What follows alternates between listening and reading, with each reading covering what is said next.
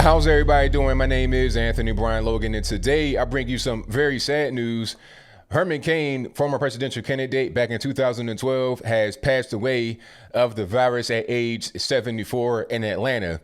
Now, he had the virus for about a month. I think he was hospitalized 2 days after he tested positive.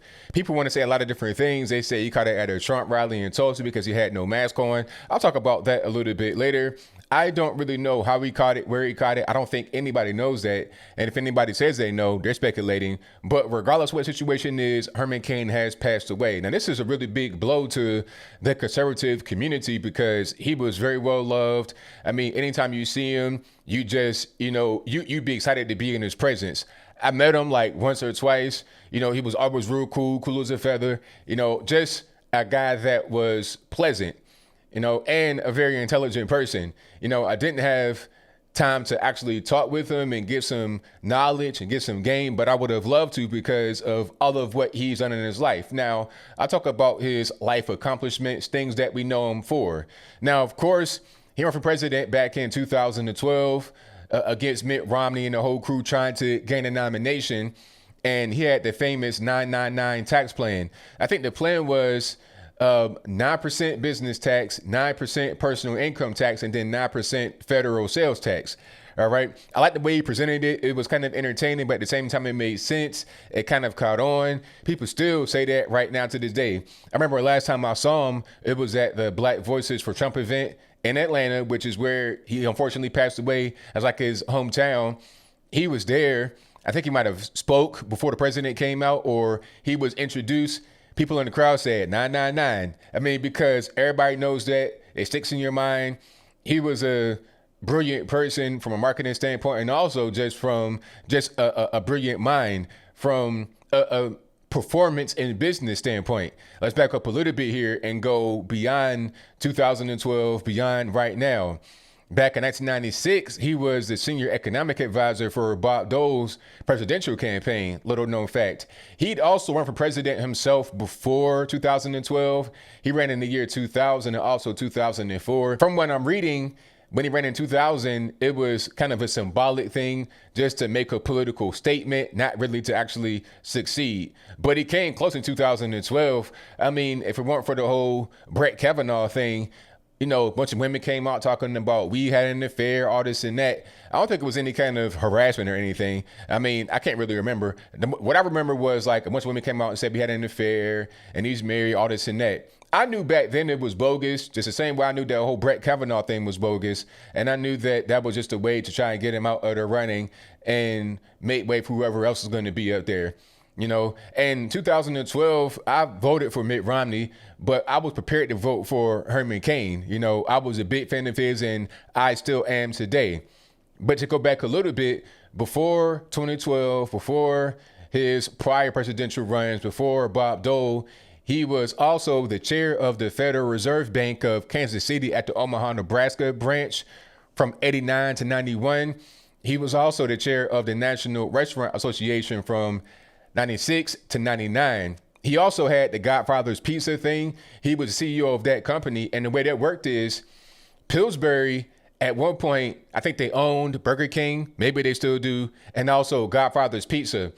When he was working with Pillsbury to help a bunch of Burger King stores in the Pittsburgh area improve their performance, and was like, okay, you're doing a good job with that. You really turn all the restaurants around. Let's move you over here and put you to bring that back and make it be something again.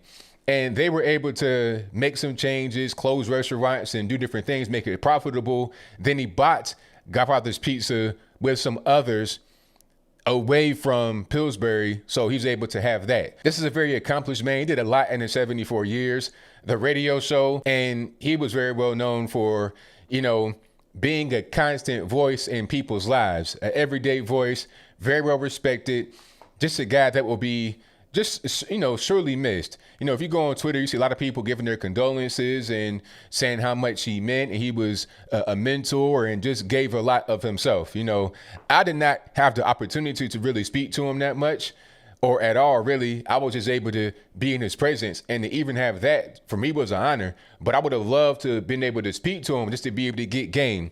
It's like, look, Mr. Cain, I don't want nothing from you. I ain't trying to get no money or nothing. I just want you to be able to talk to me and give me any kind of jewels, any kind of information that you have about life in general. I would have loved the conversation, but unfortunately that was not able to happen, and he has passed away, and may he rest in peace. Now, of course, there are going to be the naysayers on Twitter, in the media in general. There's all the articles out there. I know you've seen it, and we got to address it because I'm offended by it a little bit, but at the same time, I feel like it's just a political thing. It's all politics at the end of the day. All right. You want to use this man's death for politics. Now, I understand some don't like Herman Cain because he's conservative. I get it. I understand.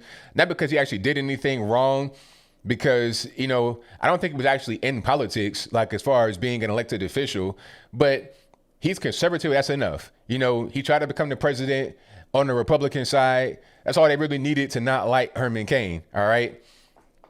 But what I'm seeing is just kind of crazy. When John Lewis died, what I say, something basic. He dies at, X, Y, and Z age. Rest in peace. Now I did say that I don't think we should just give undue praise where it's not due. I did say that. People were just, doing way too much. And I don't think that's really necessary. If you didn't like a person, you don't have to give undue praise, but also not disrespect. I don't want to disrespect anybody and say just nasty things about them specifically. If you don't think Herman Cain was a genius like I do, or very well accomplished, that's fine. You can say that. But then to go and say he deserved dying, he's a casualty of the Trump cult, like what's the guy's name? McMullen from Utah, or wherever he's from. That guy talking about, I'm a real conservative. That dude, you want to say that about Herman Cain? First of all, people said that he had no mask on and was not at the rally in Tulsa distancing. And that's the reason why he caught the virus. That's the reason why he died. First of all, you have no way to know if he caught the virus there or somewhere else. You have no idea. He could have caught it on a plane. He could have caught it after the rally, before the rally. Who knows how he caught the virus? Nobody knows. If anybody says he caught the virus at the rally in Tulsa, they're just speculating because they don't know how he caught it. Nobody knows. Okay, if Herman Cain does not know, then how do you know? How does anybody know? You don't. People say, oh, he should have wore a mask. That would have slowed him getting the virus. It's like, what? The virus, listen to me now. The mask does not shield you from the virus. All that the mask does is prevent you from being able to spread it, allegedly. It does not shield you from it.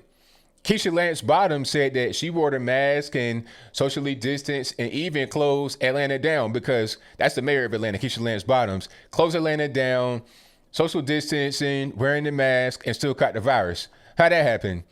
You got people in nursing homes that are quarantined, basically in the rooms by themselves, and still catch the virus.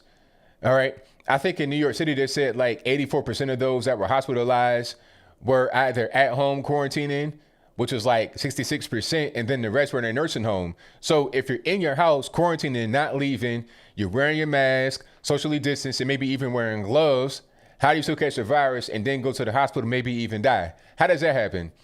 Obviously, the mask is only but so effective. It can't shield you from the virus. Even Anthony Fauci himself, the patron saint of all this virus stuff, has said it on TV. He said that the mask cannot actually protect you. All it can do is just maybe block a droplet or two so you prevent the spread yourself, but it cannot shield you from the virus. Fauci would say it. Any medical expert will say that it can't prevent you from catching it. All that it says is it prevents the transmission. Transmission means you giving it to somebody else, not someone else giving it to you. They're very careful with their words. They say the word transmission. That word can be seen in different ways. It could be seen as going from one direction to the other, one direction back, or both. But in reality, it's only one way, not both ways. That's the reality of the situation. I'm not saying don't wear a mask if you want to. If you want to go ahead, that's your business. But let's not play these games like the mask, wearing it or not wearing it is what caused them to catch it. You can still catch it through touch and everything else. Okay, if you're going into an elevator door, like you say in New York City, right? You got a building with 500 people in it. You go into the same elevator, the same front door, you're touching the knobs and everything else, you can catch it that way. Now they're saying you catch it through your eyes, you got to wear goggles. Okay, so if you got to wear goggles, you catch it that way, but everybody was wearing the mask and the gloves and the distancing. How you know they didn't catch it from their eyes? And can you spread it through your eyes too? We're just learning about this virus more and more. People are using Herman Cain's death to politicize this whole thing and to get people to kind of acquiesce to whatever they want, right? But they don't want certain treatments to be out there that could be effective. But I won't go down that road, so I digress. My whole point is that people are using this man's death to politicize stuff, all right? You don't have to like this man. If you don't like Herman Cain, that's fine, but don't use his death to politicize things and push your own narrative. That's just gross. It's nasty. Herman Cain was a great man. May he rest in peace. And hopefully people are able to gain inspiration from his life and can have peace now that he's in a better place. But I think I'll leave that right there for now. And what say you? Do you think the death of Herman Cain was caused by no mask and no distancing and whatnot at the one rally in Tulsa? That's your viewpoint. Let me know why in the comments below. And if it is your viewpoint, what about all these so-called protests I see every single night? Some guys have on masks, some guys don't. They're not distancing. So we're not talking about that as being a super spreader of sorts. They want to talk about the Trump rally in Tulsa and also the one in South Dakota, but not these protests that happen every single night. Okay, you had some in Atlanta as well. So could that have potentially spread it? How did Keisha Lance Bottoms get it? How does anybody get it if they're still protecting themselves? There's a lot about this we don't really know. Like I said, they're still trying to talk about new ways to prevent it, face shields, goggles. I saw that this morning on Fox News from Dr. Deborah Birx, and also Anthony Fauci said it. So we don't know a lot about this. We're still trying to learn things. May Herman Cain rest in peace. Like I said, very intelligent person. A guy that a lot of us, especially among black conservatives, looked up to him. He was like an idol to us. So yeah, it's really sad, but I had to just put the news out there so you guys understand what's going on. I'll link all my sources in the description box below. But whatever your thoughts are, please let me know in the comments below. And that's all I gotta say for this video. If you like what you heard, please comment, rate, share, and subscribe. Peace.